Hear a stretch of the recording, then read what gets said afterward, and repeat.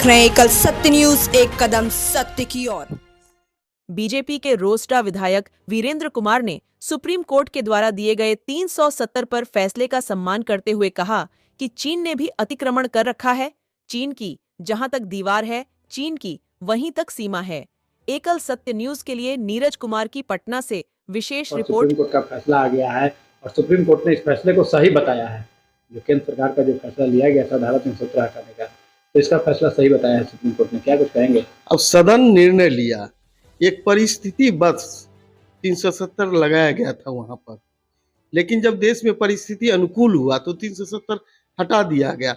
और जब सदन फैसला लिया, और सदन का फैसला लेने का अर्थ हुआ जो देश की जो आबादी है उसका फैसला, और उस फैसला का जो है माननीय सुप्रीम कोर्ट ने संरक्षण देने का काम किया है। इसके लिए हम माननीय सुप्रीम कोर्ट को जो है तहे दिल से धन्यवाद प्रस्तुत करते हैं, अभिनंदन करते हैं, वंदन करते हैं।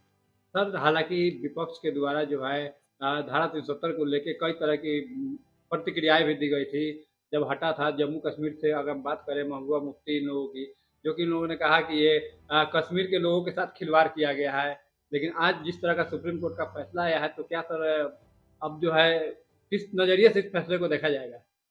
अब सुप्रीम कोर्ट के फैसला को सब लोग सम्मानजनक नजरिए से देख रहे हैं, और कुछ लोग तो है जो सिक्का के दो पहलू होते हैं, तो ओछी मानसिकता के लोग तो अपना परिचय दे ही देते हैं, उसी का वो प्रतीक थी।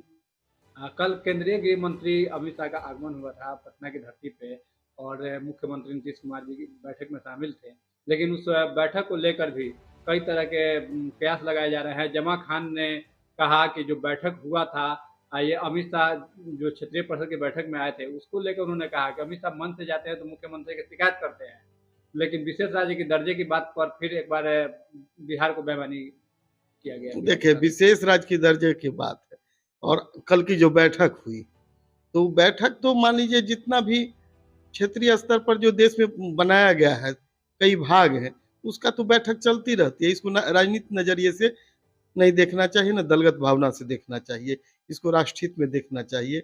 वहाँ की जनता की आवश्यकता के अनुकूल जो है बैठक होती रहती है और लोग अपनी बात को रखते हैं। सर, आखिर में लास्ट में एक सवाल सर, आप लगातार जो है राजद और या लालू प्रसाद यादव की बात करें, तो जो पीओके को लेकर उन्होंने बयान दिया था लालू यादव, उन्होंने कहा कि पीओके के लिए अमित शाह ही जिम्मेवार है। क्या कुछ कहेंगे?